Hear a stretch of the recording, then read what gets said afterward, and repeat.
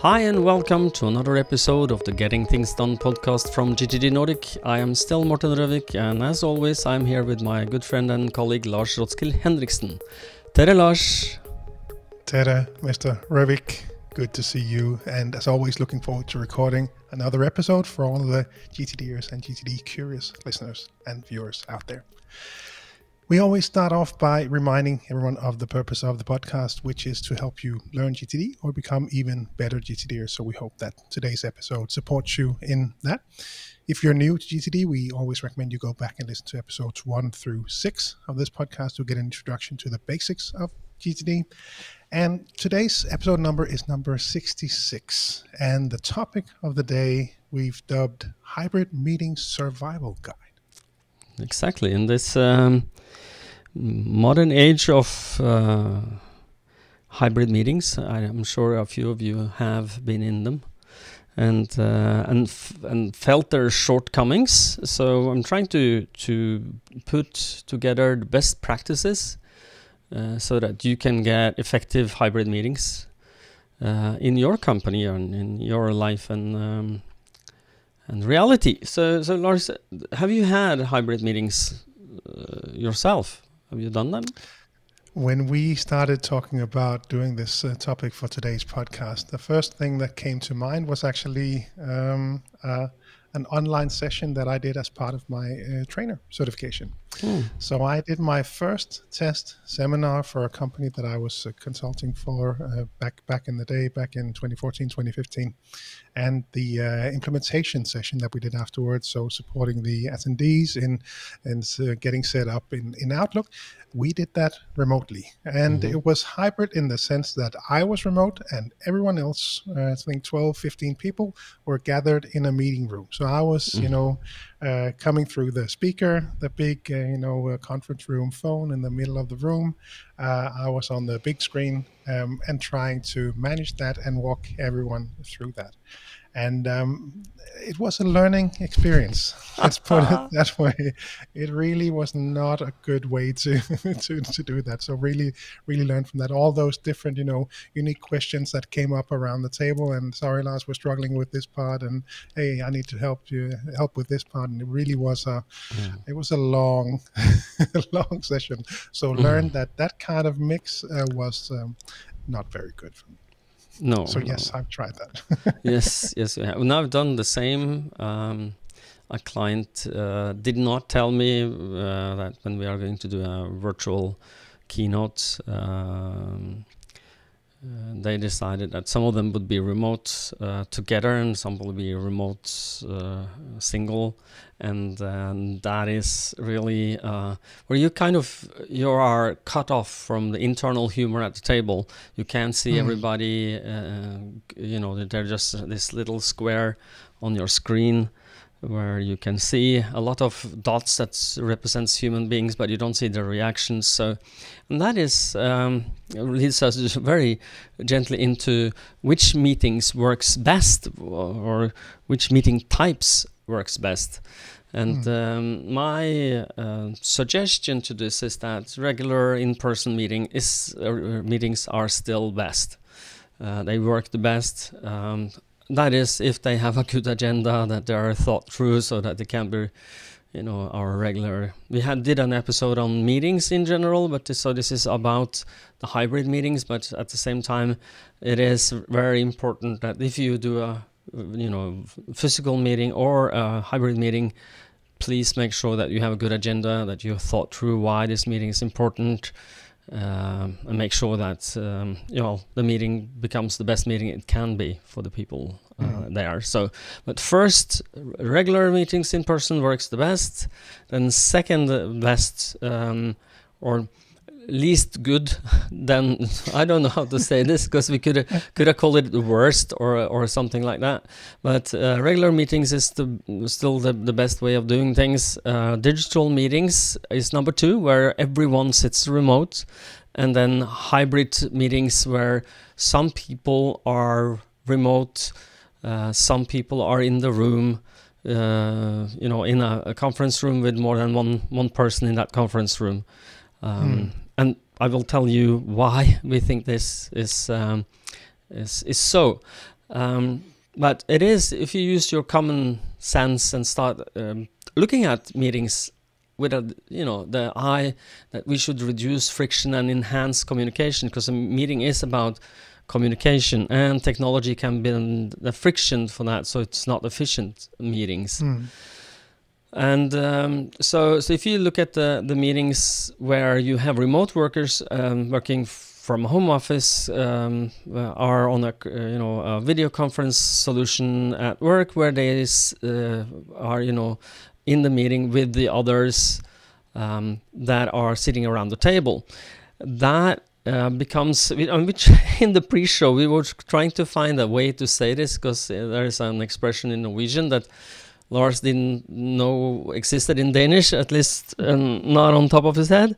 But this it will be a class divider. So you have the first class is the people who are in the room, who are the attending, and they are communicating physical to each other.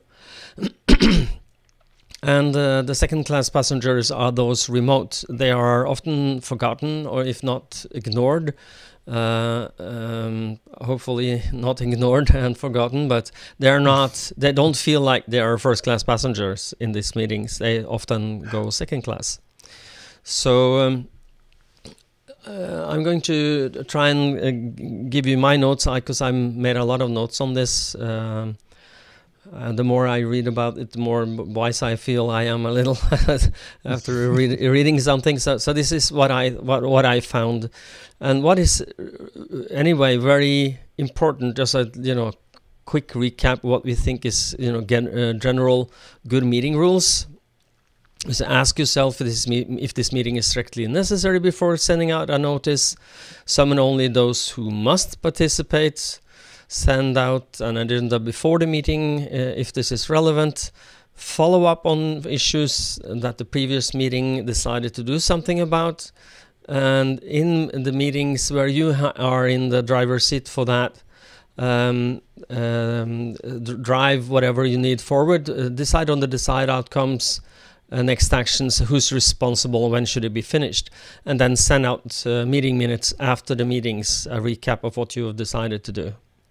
So those are the general meeting rules as I've written them down. Do you have any additions to this, Lars, that comes to mind? I think that covers it pretty well. We know that these meetings, in order for them to be productive, we do need to have those components in place with a good, clear purpose, clear agendas, or at least people bringing their agendas, wrapping up the meetings with good, clear outcomes, next actions, who owns it, when are we going to move forward on them. So I think we can refer at least people for those kind of details. We did a more in-depth dive into that in episode 60 called Great Meetings with GTD. So curious about that one, and head on back to episode 60. Yes. So and what I've gathered here are some tips and tricks what I think you should consider doing. And might want to stop and ask you what you think about this, Lars, to give me a comment. But when you are to not have this first and second class passengers in your meeting, make sure that those, if you are considering doing what we call a true hybrid meetings, defined as somebody is remote, somebody is in a meeting room, is to ask and this is what I call best practices for this, is ask people remote for comments before asking people in the room. If you do that as your policy is that you always ask the remote people first and get them, do a round. Hey Lars, what do you think? Hey Ole, what do you think? Hey Kari, what do you think? And make sure that they are heard first. That means you will, erase a little of the second class feeling because they feel that they are, important participants in the meeting. Does that make sense? Yeah, very good point. Absolutely, yeah, and because what we will often find is that just the tiny latency and the in the voice and the inability to clearly read people's faces in that exact moment where you speak it. It's that's a great tip to make sure that you check in with them first to at least make it as good a meeting as possible when it's a hybrid one. Yeah.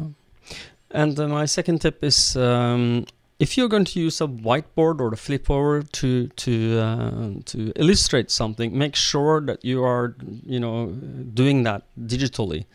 There, both Microsoft and Google has digital whiteboards. It's Microsoft Whiteboard, part of the Office 365 suite. You can use that. And Teams, in Teams, yes, and Google Jamboard also exists that you can use if you're in the Googleverse. So do a digital variant instead of a physical one, because it's really difficult to see unless you have a 5K camera or something, really good lighting, and the way and these cameras exists. They're not very often you see them, but they exist, and you can even zoom in on something that you would like to see. Take the control of the camera, but that's not very often. Normally, if you are just at regular fixed camera, you can't do something. So use a whiteboard that everybody can see. My third tip is that when you are working together or looking at a document, use a share variant of that, like a shared document in Google Docs or a share notebook in OneNote, so everybody can see the same thing, so that you can follow what you are sharing, and if you're going to edit that, everybody can see the edits live. That makes a big difference, and the feeling of being part of this. Everybody is on the same page. Any comments? Does that make sense as well? No, that also echoes how we use it internally. So for example, when I have let's say meetings with Espen, we have a shared document that we go through with in the regular monthly status meetings. So we have some common topics that we always walk through. We use the Google Suite internally, which means that we can see when people join the document, and I don't know if there's some kind of psychological effect or what it is, but it's nice to see that, I click my way in there and I see, there's Espen and there's his, cursor or whatever it might be. So you kind of see that collaboration virtually going on. And that's, I think that works well. Yeah. And another thing I like about Google Docs is that you can, and Google Sheets, that you can be warned or notified if somebody changes the document. So if you're part of a meeting, you can't attend, somebody changes the agenda document, or there's a document where you write down the meeting notes, then you will be notified by email that actually changed, and or you can set that up to be notified. That's an added bonus. Yeah, helpful feature, definitely. I'm not sure if OneNote has that, but maybe it's something you can look at if you're interested. I do believe that is the case, that you can get the notifications when things change there as well. Yeah. Okay, so something that you might consider, because if you are having the possibility to have if you have an open landscape where you have smaller meeting rooms, maybe you should consider that everybody, instead of having people physically in the room, is making it a remote meeting instead of hybrid meetings. I know that people love to be together now that Corona is lifting, at least here in our region of the world. People want to meet physically, and of course, but then you are then first and second class passengers. So maybe if you have the possibility to do it remote for everybody, that's better for everybody, actually. So absolutely. But one of the challenges is, and I saw that with a large global organization that I worked with earlier this year, is that then you take up, you might end up taking up a meeting room just because you need to attend, but then the 4 other people will sit in separate meeting rooms. So that then starts to maybe challenge the number of meeting rooms that you have available. So, but that is certainly a good tip. A good way to do it is to really separate out, so we all become equal participants in this virtual meeting as opposed to the hybrid version. And another best practice is that if you are doing hybrid meetings, to make sure everybody is on an equal footing, or as much as possible, maybe consider, if you are the caller of the meeting, you are the meeting leader. If I don't know, that's called in English, meeting leader. What do you call that? Sure. Yeah, the leader of the meeting, at least the one who's responsible for the meeting. Maybe you should be remote, so that you are second class passenger. So that when you are doing the meeting, you are being very aware of the limitations of the remote participants. Maybe at a better, a higher level of consciousness towards the remote people. What do they see, and how? Because you will be very aware of very quickly that you will not be able to follow exactly what goes on in the room, unless we get some really good camera systems that can do that. You will not. Yeah. Okay, so if you are doing a hybrid meeting, I'm suggesting that if you have a round table or an oval table or even a square table, is that you gather people around one corner facing as much as possible the camera. So that if you are 4 people in a room, don't sit around the table, but try and cluster yourself so that everybody can see through the camera. So because I've seen meetings where people are half turned away from the camera, so you can't see their faces fully. And so make sure that you are turning your face towards the camera and that you're as close as possible to your colleagues, so that the camera can zoom in on you if possible, so that we can get the better. The facial expressions are the first casualty of meetings like this, and you should try and keep the casualty count down so that it gets a better meeting. So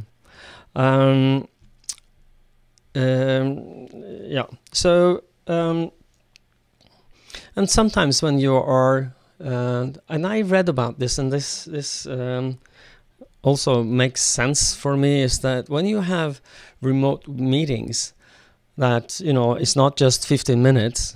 It gets tiresome, especially for I don't know, and this is not me suggesting. This is science, or at least there's research saying this, that women get more tired than men of hybrid meetings.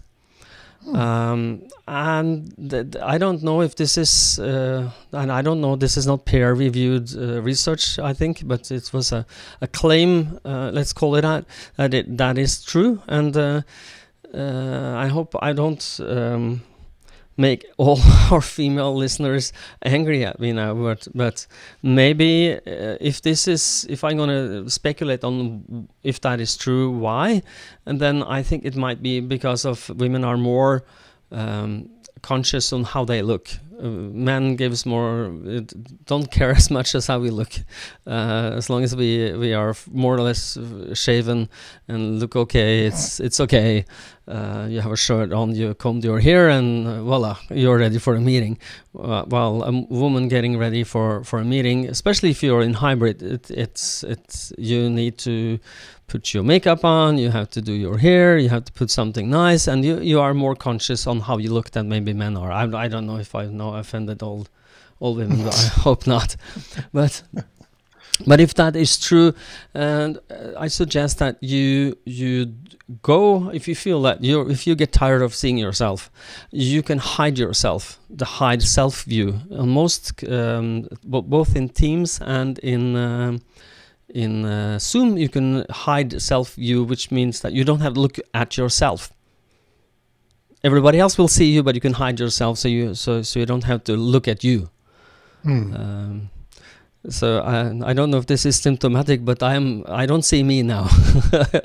My meeting is on top of me, so I don't see me. So what do you think about this?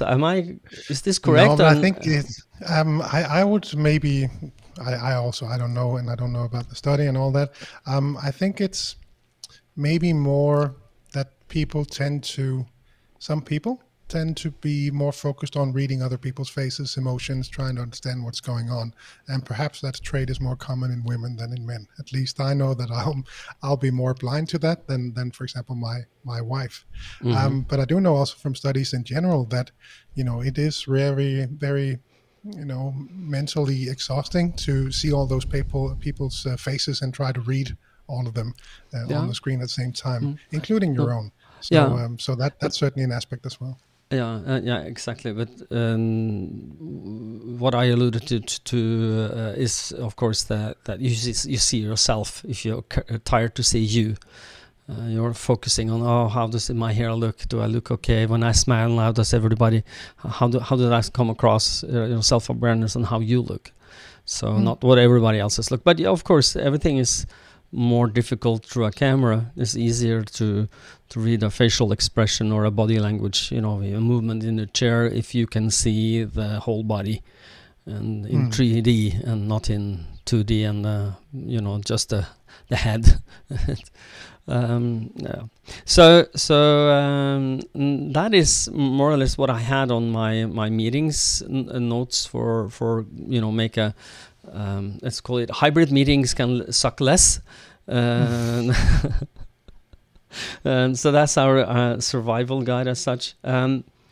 Anything to add, Lars, that you've thought, why didn't he mention this?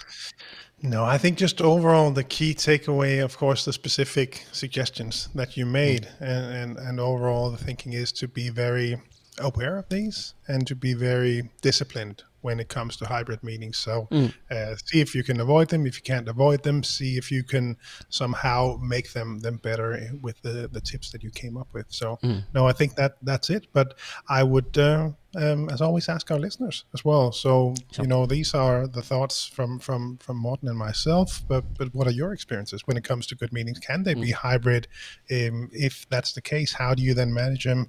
Any other tips that we could add, and then we'll follow up on that in a future episode. Yeah, send us an email at podcast@gtdnordic.dk. What are your best tips for how can a hybrid meeting suck less? So that's what we are asking now, aren't we?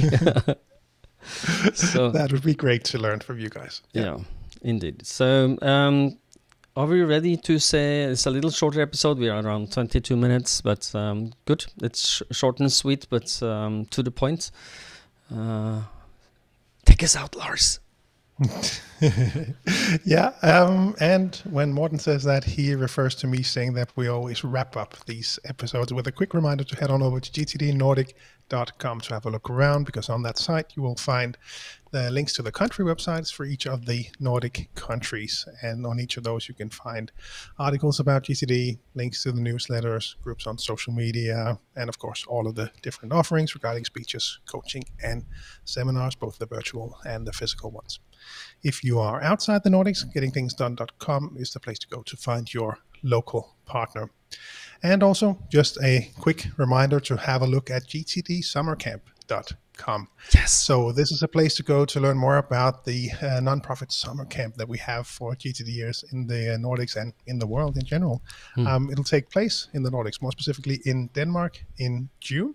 Morten and I will be there. We have participants now from 8 different countries, as far as I'm up to date. It'll be a lot of fun. It'll certainly level up your GTD game. So have a look at that. And we hope to see you there.